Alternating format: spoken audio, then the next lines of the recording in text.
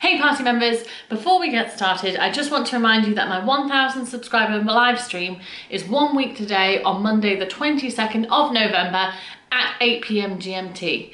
I am so excited, I cannot wait to speak to you all. Okay, enough of this nonsense, let's get on with the video.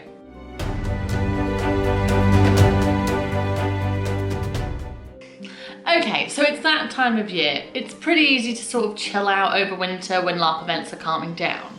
There just aren't that many going on because of the cold weather, and your friends have all kind of gone off into some form of hibernation, you know, snuggling away from the cold and miserable time of year.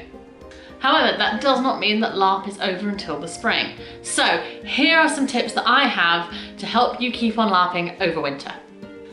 Okay, number 1, prep your tent. If you are not like me and have stuck with indoor accommodation for your winter LARP, well done, you're far more sensible than me. If you are like me and have decided that it's a sensible idea to stick your tent up in the middle of a freezing cold field, then here are a couple of tips that I think you should follow. Make sure your tent is waterproof. Check it over, make sure that everything is still working fine, it's not, you know, becoming thin in any areas, and make sure that you repair any holes that may have developed. If your tent is canvas, however, it may need to be re-waterproofed entirely. If you're not confident in re-waterproofing your canvas tent, there are services that can do this for you. However, if you're really willing to give it a go yourself, there are both really good instructions and great products to do so online. The next most important thing is to insulate your tent, because at the end of the day, being warm is better than not. Believe it or not, most of your heat is actually going to disappear through the floor, so that needs to be your first priority. The best thing you can do is get foam matting. The most ideal solution is to get the ones that have foil on both sides. This is because the foil that's pointing towards the earth will reflect the cold back into the earth, and the ones with foil on top will reflect your body heat back at you. If you can't get hold of these, I would personally recommend getting those like foam puzzle piece kind of mats. You know, the ones that they have for gyms or for children's play areas. The puzzle piece ones are really good because not only do they provide a layer of insulation between you and the floor, but they're really easy to store as you can take them apart. I'm not going to lie to you, neither of these options look particularly immersive if you're intending your sleeping area to be some form of in-character area. So you will probably have to make that choice between being warm and being immersive. I will always pick warm. Next, your sleeping arrangements. Sleeping on the floor is pretty much a surefire way of losing all of your body heat. Now, you can put another foam mat between your sleeping bag and the floor. However, I personally prefer to provide as much distance between me and the ground as possible. Some people prefer air mattresses. They're really good because they provide the distance from the floor that you need, as well as having still air within them, which can get warm when you're sleeping on it and therefore help keep you warm as well. I, however, prefer a camp bed. I find they're a lot more reliable at not collapsing beneath you. And while there is air moving underneath them, which can help cool your body temperature down, I do find that if you store things under your camp bed, that problem is pretty much mitigated. I have definitely been a lot more comfortable since I moved to a camp bed. Sleeping bags. Get one specifically designed for cold weather. I mean 4-season sleeping bags. This is something that I don't recommend you buy just cheaply offline.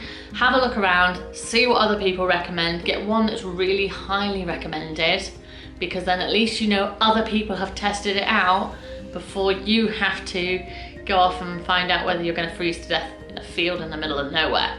Get hot water bottles. I have these two, which are massive, and I got them from Amazon for about 17 quid, I think, for the 2 of them.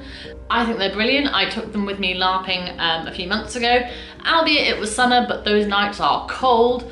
So I filled them both up, stuck one of them down at my feet, had the other one pretty much for me to cuddle, and I slept soundly. It's probably the best I've ever slept at any LARP event. And finally, tent heaters. Now, a lot of people do recommend a tent heater. I don't. I have a lot of issues with them. Other than the obvious risk of fire, they can cause a multitude of other problems. As winter is typically a cold season, shocking, I know, heating up the air inside your tent can cause condensation to appear. The last thing you really want in the middle of winter is water building up in your tent. And if you have a canvas tent, it can contribute in the long term to mold problems.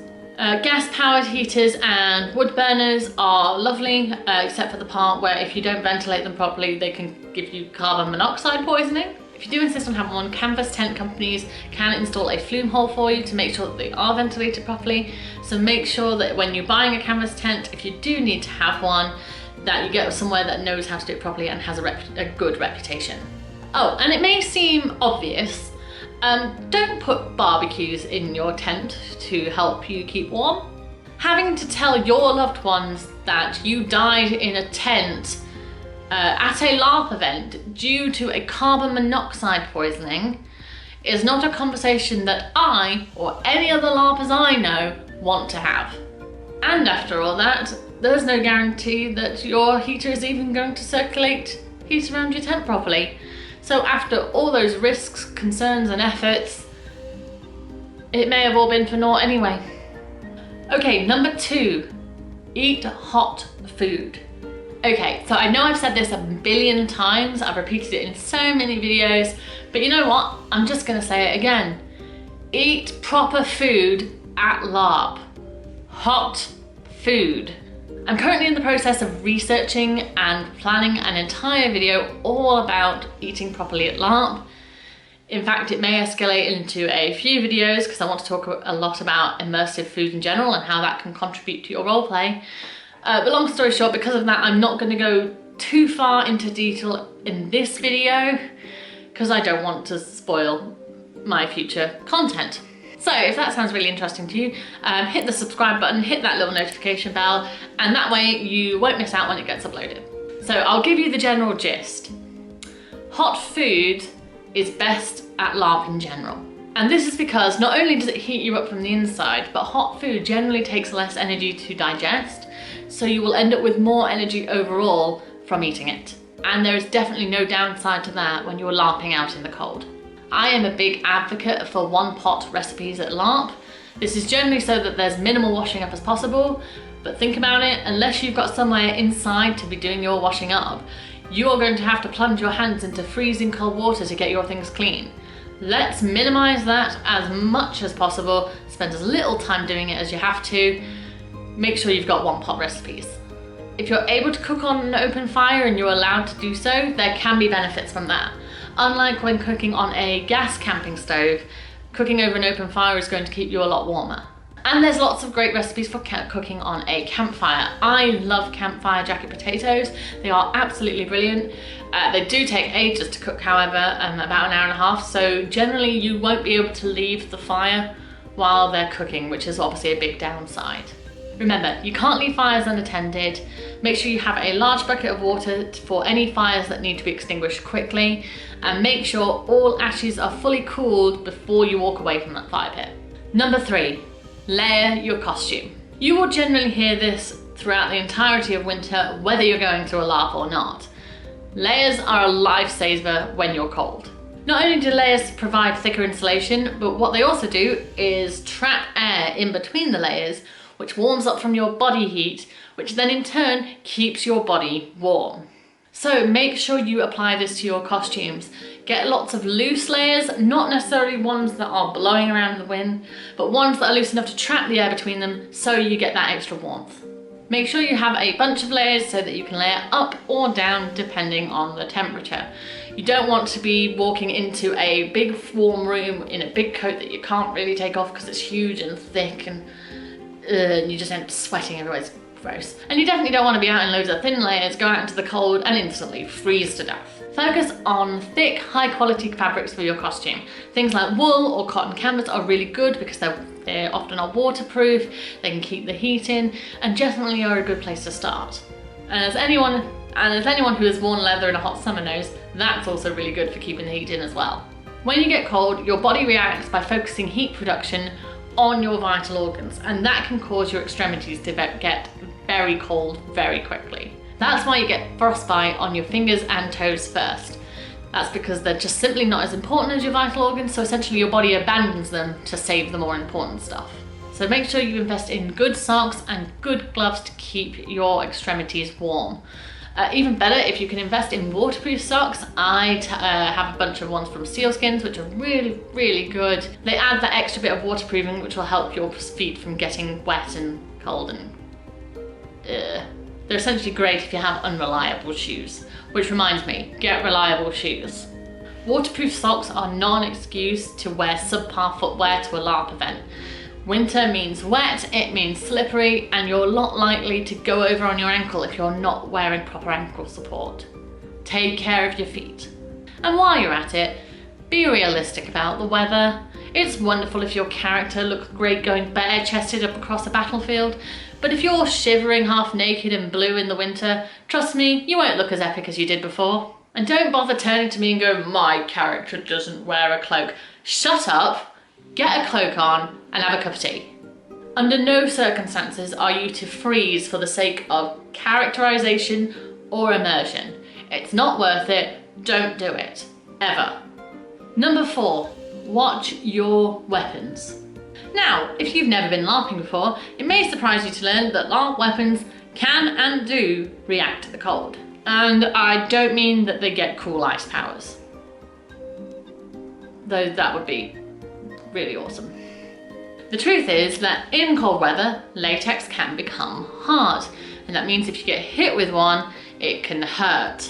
And I mean large bruises hurt. I once saw an NPC so beat up after a winter fight, their skin looked like a giraffe. Weapons blows that would be fine in warm weather can be agonizing in the cold. So if you are a nice person and don't want to cause your fellow LARPers injury, make sure you are being careful. Regardless of the season, your blows should be pulled. There is absolutely no reason at all in LARP to be hitting people with weapons with your full strength. And despite popular belief, if what you're fighting won't die, it definitely won't die from you hitting it harder. And remember what I said? In the winter, that latex weapon is going to get hard, which can turn what was previously very safe fights into a bruise fest. So, you need to rub your weapons to keep them warmed up. Cute 12-year-old boys giggling off somewhere on the internet. Yes, it is exactly how you're thinking it looks. This is in no way awkward at all. If you keep the latex warm, it will remain soft and will cause far less risk of injury to other people. So make sure you warm your weapons up as you're entering a fight, and anytime you're standing still in a fight as well, just keep it warm to make sure that you're being safe as you can. Your fellow LARPers will be so grateful when they aren't sore at the end of an event. Number 5, be prepared for the dark. Shockingly, it gets dark really quickly in winter, and sometimes it will even be dark before you arrive at your LARP event, which means be really safe when you're pitching your tent in the pitch black. Make sure you have a light. Check the floor carefully for debris before you put your tent down, and go slowly. We don't want you tripping over guy ropes while you're putting your tent up. You don't need that injury on you. And you definitely don't want to wake up the next day to find out you've put your tent on top of a thorn bush. Make sure you've got a safe path to get to the toilets from your tent if you need to go in the middle of the night. I once had to scramble down what I can only describe as a death hill full of hidden stumps, thorn bushes, and tent guy ropes just to find my way to the loos in the pitch black night.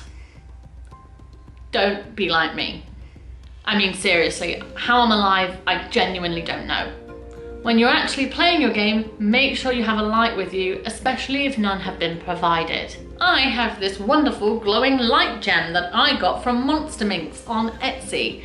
She is absolutely fantastic. I love her work. I even got to meet her this year at a LARP event. She is the loveliest person I have met in a very long time. It was an absolute joy. She makes loads of these things. They work really well. They're really bright. You can change the batteries on them really easily. And they're not too expensive for what they are. I think they're absolutely brilliant. The link for them, if you're interested, is in my description box below. I'm not sponsored by her. She hasn't asked me to do this. I just think she's incredible. Also, remember spare batteries. You don't want that thing dying on you in the middle of the woods. If there is going to be light provided for you, let me just offer a bit of advice. Getting your night vision together in brightly lit areas is surprisingly tricky. And the other thing about that is that when you are walking in a lit area, the contrast between light and dark becomes more extreme at night, which means you can see everything that's in the light, but you can see absolutely nothing in the dark. Like nothing. Which means things in the dark can come up to you to arrive to about here, and you won't be able to see them because the light is just tunnel visioning your vision. So one thing to keep in mind is that I, to toot my own horn, have rather good night vision because I find it really easy to distinguish between different shades of black and grey. Make sure you've got no light in your vision, focus on the dark, let your eyes just adjust, and soon you'll be able to see shapes.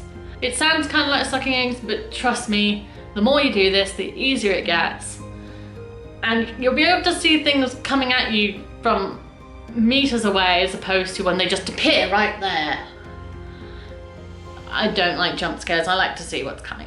In regards to other light sources, I always prefer torches or some form of other electrical light.